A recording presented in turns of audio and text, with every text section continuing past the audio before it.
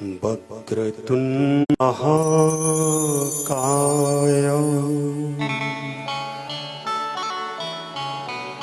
कोटि सूर्यसम प्रभ निर्विघ्नं कुरु मे देव सर्वकार्येषु सर्वदा।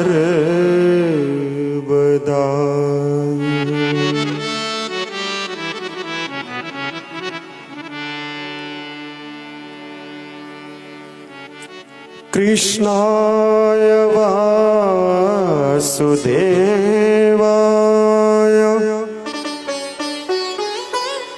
हरे परमात्मने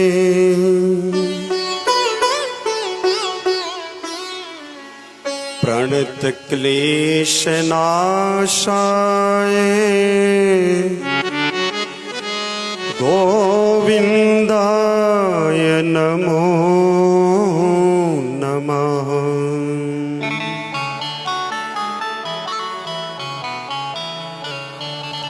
सच्चिदानन्द रूपाय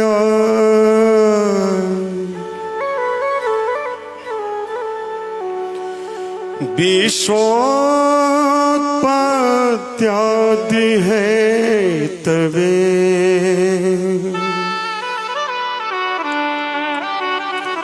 तापत्रय विनाशाय श्री कृष्णाय वयं नमः।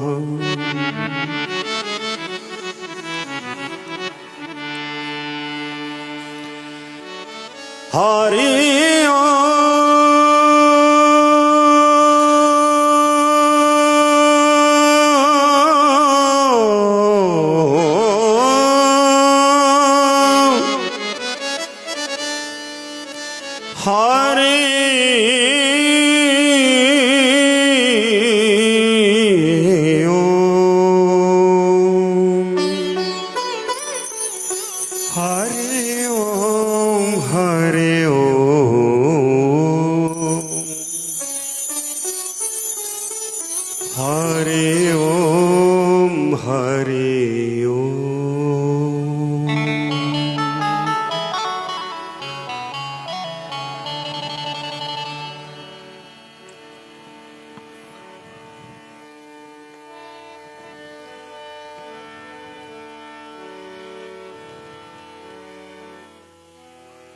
बोलो भागवत पुराण की जय, पवन पुत्र हनुमान की जय। जय राधा राधा राधा राधा, जय राधा राधा राधा राधा, जय राधा। सीधा चल भैया, सीधा।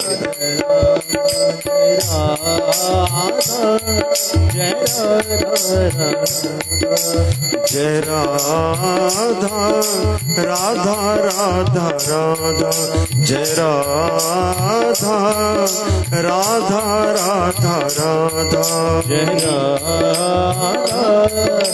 राधा राधा राधा, जय राधा राधा राधा, जय राधा राधा राधा राधा राधा राधा, जय राधा राधा राधा राधा राधा राधा, जय राधा राधा राधा राधा राधा, जय राधा राधा राधा राधा राधा राधा, जय राधा राधा राधा, जय राधा राधा राधा, जय राधा राधा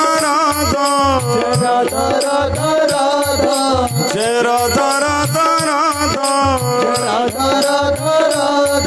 जय राधा जय राधा जय राधा जय राधा जय राधा जय राधा जय राधा जय राधा राधा राधा जय राधा जय राधा जय राधा जय राधा जय राधा जय राधा राधा राधा राधा जय राधा। सभी मीठी मीठी ताली बजाते हुए जय राधा राधा राधा राधा जय राधा जय राधा जय राधा।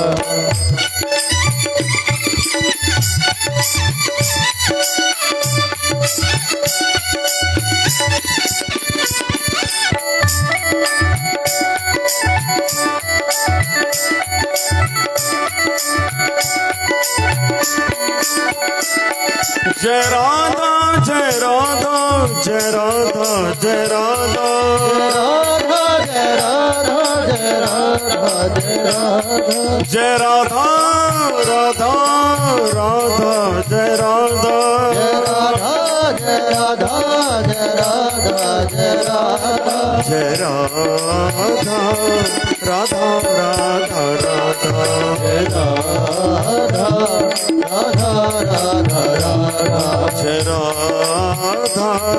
राधा राधा राधा जय राधा राधा राधा राधा जय राधा राधा राधा जय राधा राधा राधा जय राधा राधा राधा जय राधा राधा राधा जय राधा राधा राधा जय राधा राधा राधा जय राधा राधा राधा जय राधा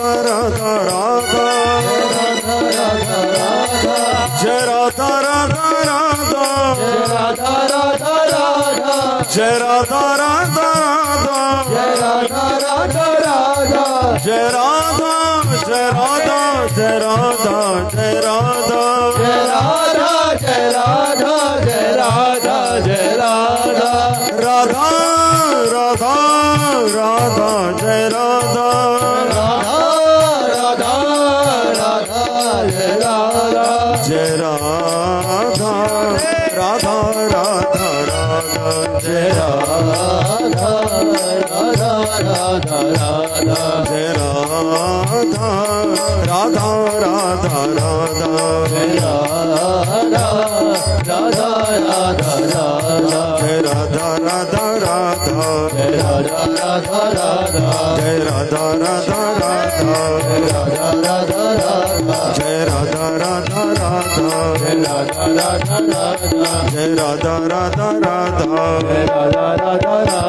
जय राधा राधा राधा जय राधा राधा राधा राधा राधा जय राधा राधा राधा राधा राधा राधा जय राधा राधा राधा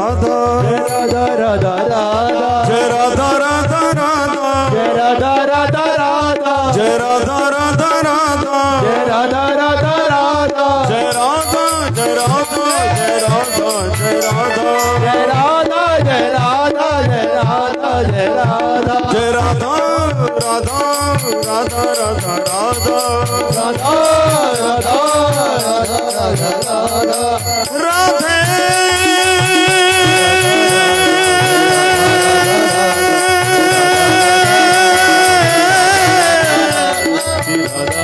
जय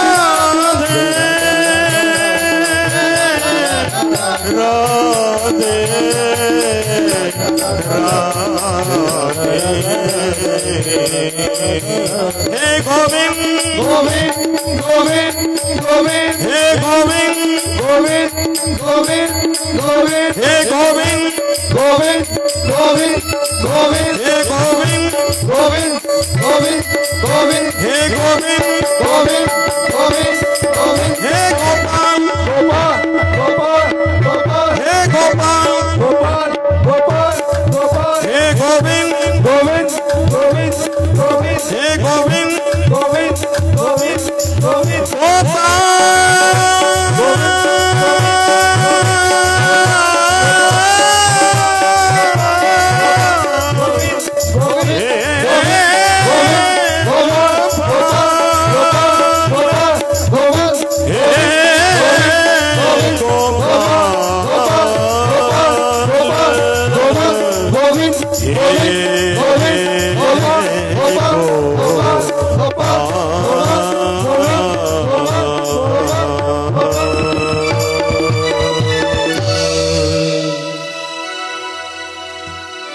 जय राधा जय राधा जय राधा जय राधा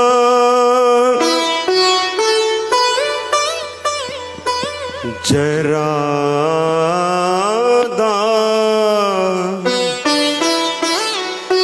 राधा राधा राधा।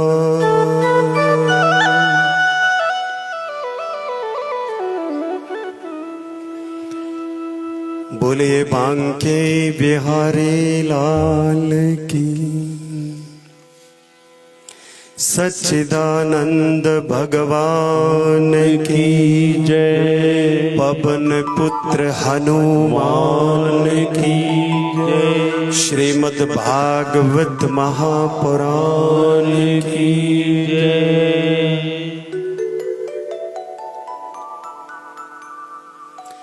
अनित्यानि शरीराणि विबभू नैव शाश्वतः, नित्यं सन्निहितो मृत्यु कर्तव्यो धर्म संग्रह। संसार ताप दग्धा नाम त्रयो विश्रांति हेतवा, अपत्यं च कलत्रं च सतां संगतिरेव च। आनंद कंद परमानंद जगदाधार विश्वाधार सर्वेश्वर निखिलेश्वर अखिलेश्वर करुणाकर परात्पर भगवान श्री कृष्ण, उनका साक्षात वाणी स्वरूप श्री विग्रह श्रीमद् भागवत महापुराण, ऐसे श्रीमद् भागवत महापुराण के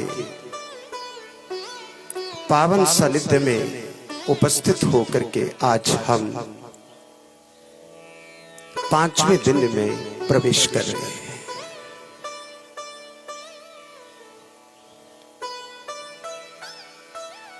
और इन 5 दिनों में इस पांचवें दिन को मिलाकर के तो ऐसा लगता है कि हम 5 विकारों को मार दें और देह को परमात्मा के चरणों में लगा के तार दे तो जीवन का उद्धार हो जाएगा। 5 विकार कौन से हैं? काम, क्रोध, लोभ, मोह और अहंकार। ये 5 ही 5 हमें बड़ा सताते हैं, बहुत तड़पाते हैं और इन्हीं के चक्कर में चकराते चकराते जीवन चकनाचूर हो जाता है। और कमाल की बात है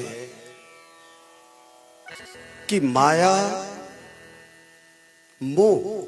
मोह और माया ये हाथ फिर भी नहीं आते, दौड़ दौड़ के जीवन थक जाता है। जीवन कभी भी परिपूर्ण प्रसन्न नहीं होता है। परिपूर्ण, अगर आप ये कहो कि जीवन में किसी के भी जीवन में परिपूर्ण शांति आ जाएगी तो ऐसा नहीं हो सकता है। जैसे कोई हवा जैसे बंद नहीं हो सकती, माया वैसे ही अपना प्रभाव बंद नहीं करती। लेकिन जिन्होंने अपने अंदर की खिड़कियों को, जो माया को भीतर घुसेड़ती है, अगर उनको बंद कर दिया हो तो फिर माया हमारे भीतर प्रभाव नहीं जमा सकती, नहीं डाल सकती, अगर हम अपनी खिड़कियों को, अपने भीतर की खिड़कियों को बंद रखें। माया कैसे आती है, मोह कैसे आता है, ध्यान दें। देखो, आंखों के द्वारा जो हम देखते हैं,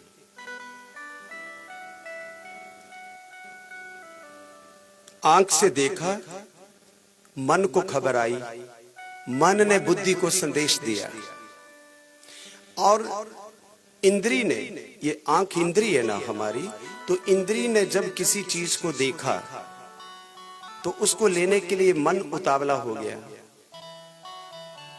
चीज मेरी नहीं है बेगानी, लेकिन मन है कि मानता नहीं और वो उतावला हो गया। मन ने उसका पीछा किया, फिर मन ने बुद्धि को भी लगाया साथ कि चलो उसको लेना ही लेना है, ये गहना खरीदना ही खरीदना है। तो मन ने बुद्धि को भी उकसाया और बुद्धि को भी पट्टा डाला, बुद्धि भी साथ साथ चल पड़ी कि चल ठीक है ठीक है। आंख ने देखा, मन ने भटकाया, बुद्धि को मिलाया, और अब उसको लेने के लिए हम तैयार हो गए। लेकिन वो चीज ऐसी है कि वो हाथ नहीं आ रही, तो हम तिल मिलाएंगे, हम जल भूल जाएंगे, हम क्रोध में तमतमा जाएंगे, और हम उसको लेने के लिए जो भी हथकंडा होगा उसको अपनाएंगे। हम कोशिश करेंगे कि ये चीज हमें मिल जाए, लेकिन वो नहीं मिलती। फिर भी तो व्यक्ति तिल मिलाता है। कामना जब पूरी नहीं होती तो क्या आता है? क्रोध। जब वो वस्तु हमें प्राप्त नहीं हुई, हम तिल मिला उठे, हमारा पारा हाई हो गया, और उसको पाने के लिए हम मचल उठे, लेकिन वस्तु फिर भी नहीं मिली, तो हम क्रोधित हो गए, तमतमा उठे। और क्रोध से क्या हुआ? भेजा खराब हो गया। क्रोध से क्या हुआ? दिमाग ने काम करना छोड़ दिया, क्योंकि जब क्रोध आता है तो हमारा जो मस्तिष्क है काम करना छोड़ देता है।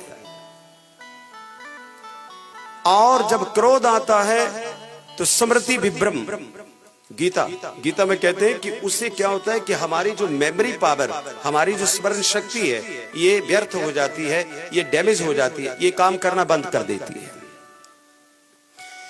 जब क्रोध आया तो बुद्धि खराब हुई, बुद्धि खराब हुई तो सोच विचार खराब हुए, और सोच विचार खराब हुए तो सत्यानाश हुआ ही हुआ, उसको कोई रोक नहीं सकता।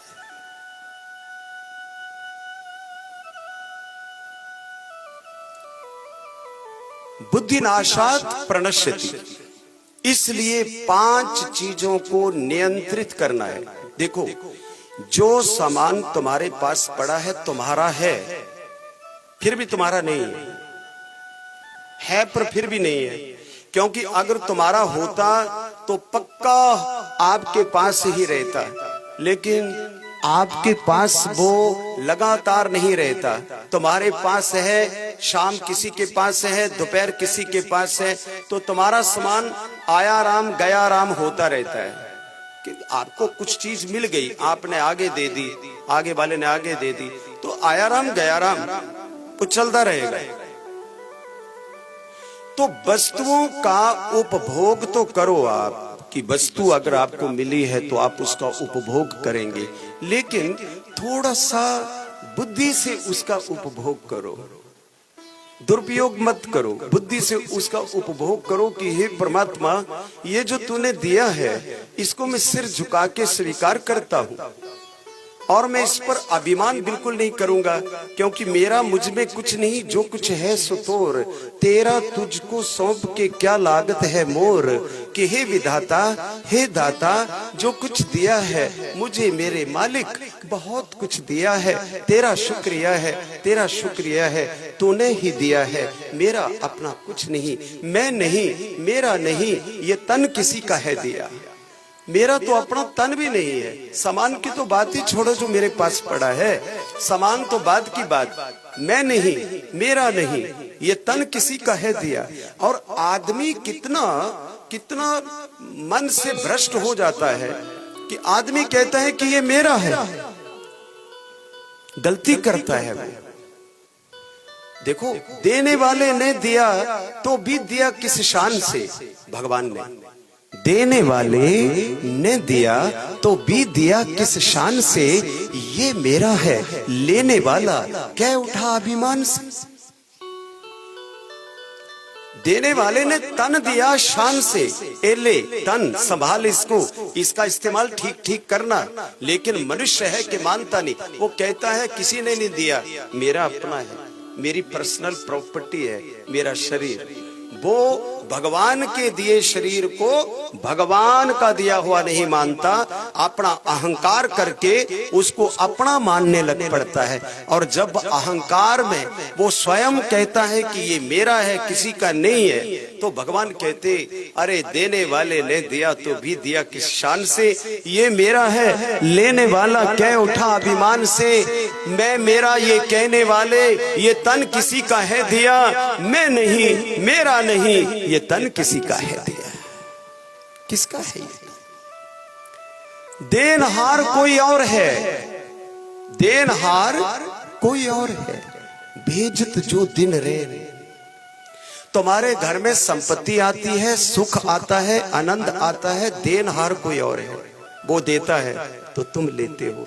इसलिए झूठा अपना कब्जा मत करो, बल्कि उसका इस्तेमाल तो करो, लेकिन इंसानों की तरह करो, शैतानों की तरह नहीं। इंसानों की तरह करने का अर्थ ये है कि जो कुछ भी तुम्हें मिला है वो भगवान का धन्यवाद करो कि हे परमात्मा, आपने मुझे ये सामान दिया, पता नहीं मैं इसके काबिल था भी कि नहीं, लेकिन तूने फिर भी मुझे दिया। प्रभु तूने मुझे तंदुरुस्ती दे दी, तूने मुझे स्वास्थ्य दे दिया, परिवार दे दिया, घर दे दिया, तेरा बहुत शुक्रिया, तेरा तुझको अर्पण।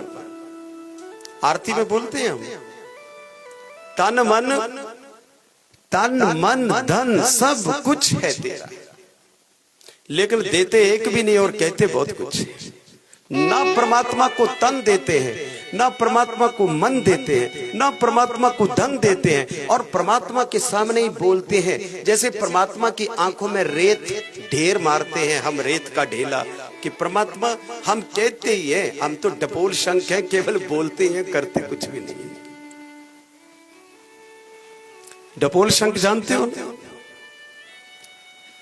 कि किसी को मिल गया शंख, किसी ने की साधना, उसे मिला शंख। देवता ने कहा इसको जो कहेगा ये वही देगा तुझे। शंख था छोटा, तो उसने ले लिया, देवता ने दे दिया। घर आया तो घर आकर के बोलता है, शंख महाराज मेरे को जरा कोई 10,000 रुपया दे दो। तो शंख ने बोल झट से 10,000 दे दिया। ये सिलसिला चलता रहा, सालों तक चलता रहा। एक दिन एक बाबा घर आए, उनके पास एक मोटा शंख था, बड़ा, उसका तो छोटा सा जो देवता ने दिया था, पर जो बाबा लेके आए वो मोटा शंख था। बाबा रात को रहे, गृहस्थी के घर देखा शंख है, तो गृहस्थी ने क्या किया कि शंख को कहा, शंख महाराज जी बाबा जी आए हैं, थोड़ा भोजन दे दीजिए। लो जी, शंख ने भोजन दे दी। तो बाबा तिरछी नजर से देखता रहा कि ये तो शंख है बड़े कमाल का, ये शंख है बड़ा कीमती, अगर ये शंख मुझे मिल जाए तो मैं तो माला माल हो जाऊं। अब वैसे तो बाबा फक्कड़ होते हैं, उनको काहे की चिंता, जिन्होंने अपने सिर के कपड़े भी उतार दिए अपने शरीर के, उनको किस चीज की चिंता, लेकिन लालच है ना, ये बुरी बला होती है ना, ये छोड़ती नहीं है ना। तो गृहस्थ के शंख पर जी ललचा उठा महात्मा का। तो महात्मा का जो मोटा शंख था वो कैसा था, वो ये था कि अगर उसको कहो कि दे 10,000 तो वो कहता था ले 20,000। ये बाबा का शंख, वो मोटा शंख। और अगर उसको कोई कहे कि दे 50,000 तो वो जवाब देता ले लाख। तो दे लेने वाला कहता अच्छा चल दे लाख, तो शंख बोलता तू 2 लाख ले। तो फिर लेने वाला कहता अच्छा 2 लाख ही दे, शंख बोलता 4 लाख ले। तो बेचारे वो बाबा ने क्या किया कि वो शंख, उसने कहा मेरा शंख देखो 2 लाख की जगह 4 लाख देता है, 50,000 की जगह 1 लाख देता है, 20,000 की जगह 40,000 देता है। तो अरे गृहस्थी, तेरा तो छोटा सा शंख है, तेरे को जरूरत बहुत ज्यादा होती है, इसलिए बड़े वाला मेरा ले ले, छोटे वाला मेरे को दे दे। गृहस्थी को भी लालच आ गया, बोले बाबा ये छोटा सा इसको ले ले, बड़े वाला मुझे दे दे। अब उसने बड़ा ले लिया, बाबा छोटे को लेके हो गया रफू चक्कर।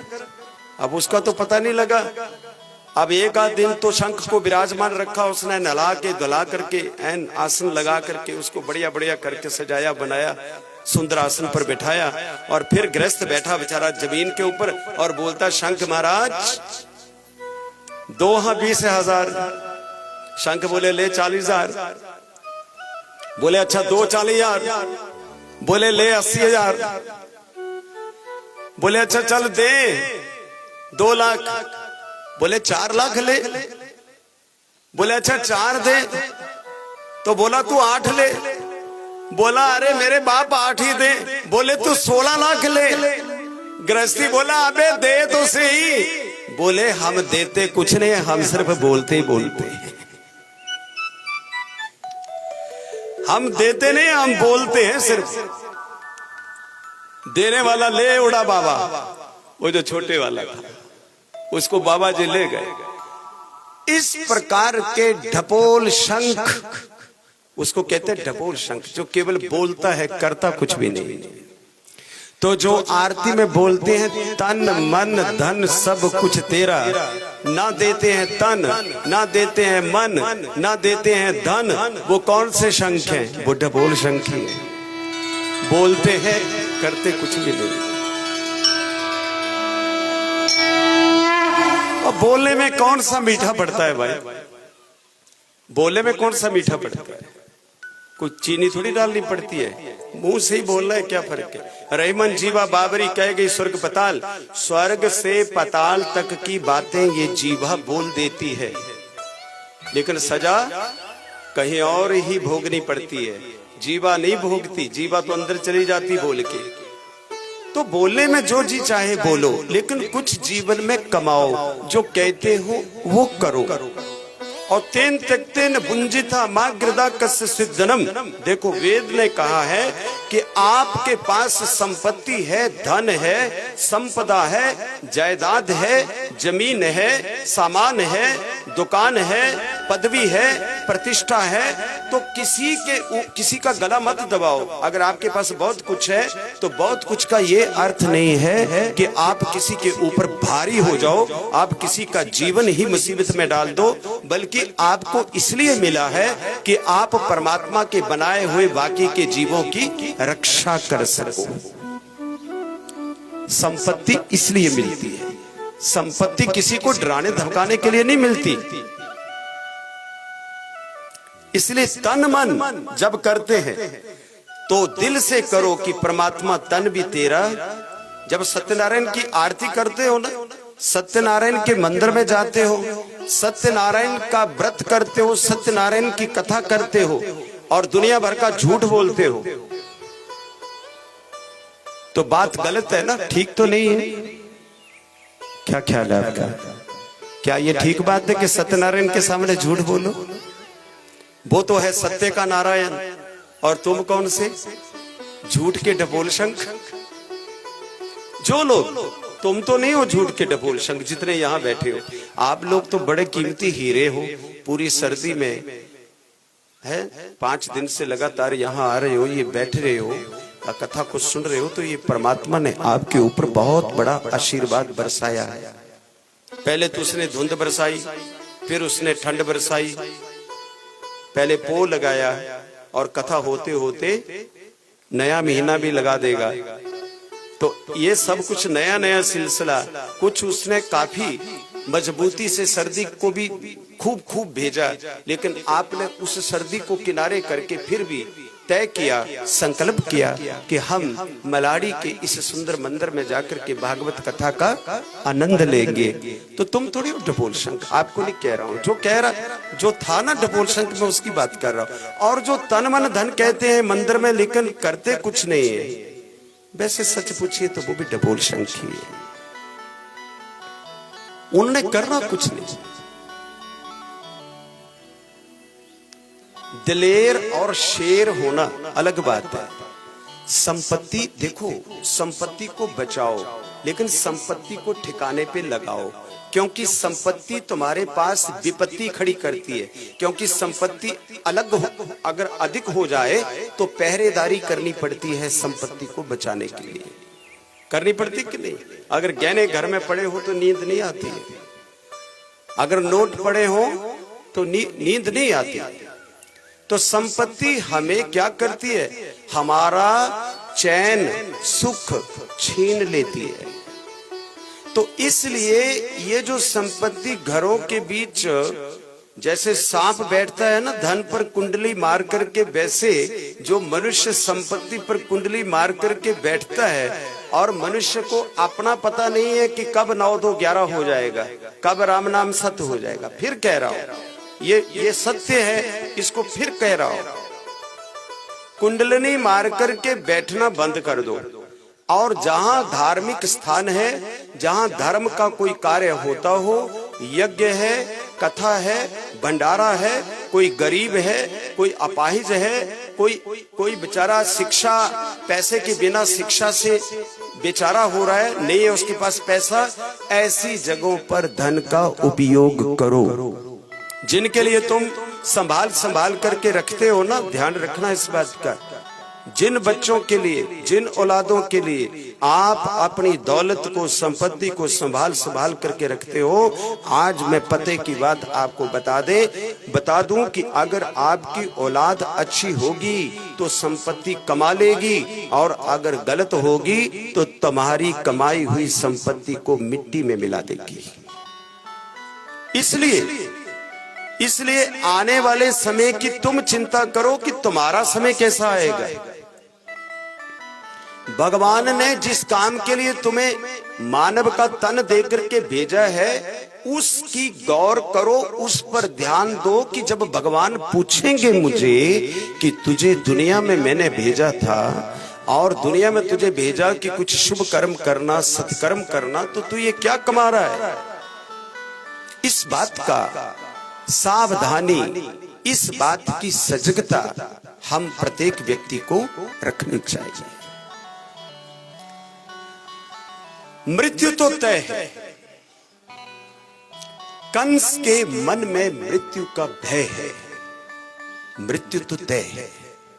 कंस ने मृत्यु से बचने के लिए पूतना को गोकुल में भेजा। माया कैसी होती है?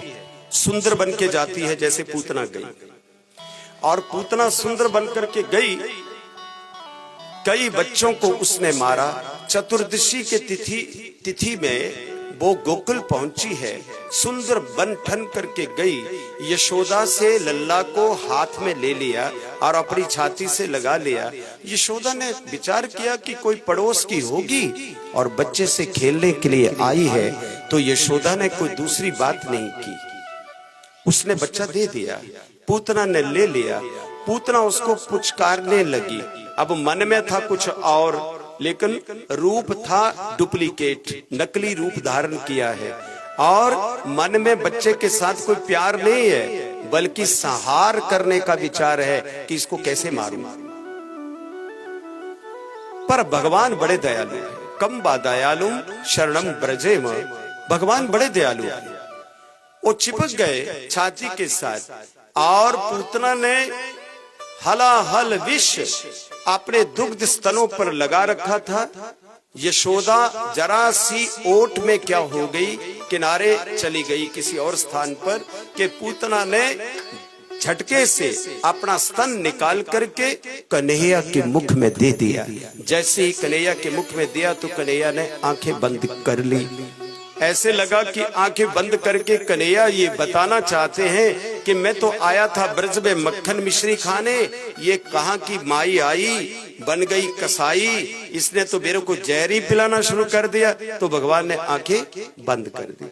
फिर आंखें बंद करके भगवान ने विचार किया कि राक्षसी है, पर अभी ये दूध पिला रही है, मन चाहे खरा हो चाहे खोटा हो, लेकिन मुझे तो दूध पिला ही रही है। अब क्या करूं, इसको नरक भेजूं या स्वर्ग भेजूं?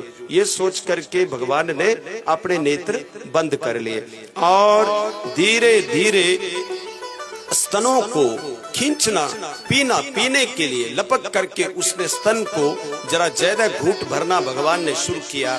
तो जैसे घूंट खींच करके आने लगा, इसी प्रकार जैसे ही भगवान जरा जोर लगाने लगे, वैसे ही पूतना को पीड़ा होने लगी। और पूतना ने कहा, सामुंच मुंचाल मिथि प्रभाषणी निष्पीड्यमानाखिल जीव मलमणि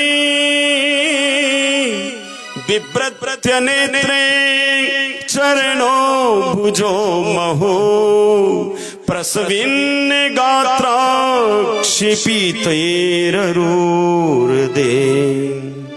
समुंच मुंचाल मिति प्रभाषिणी।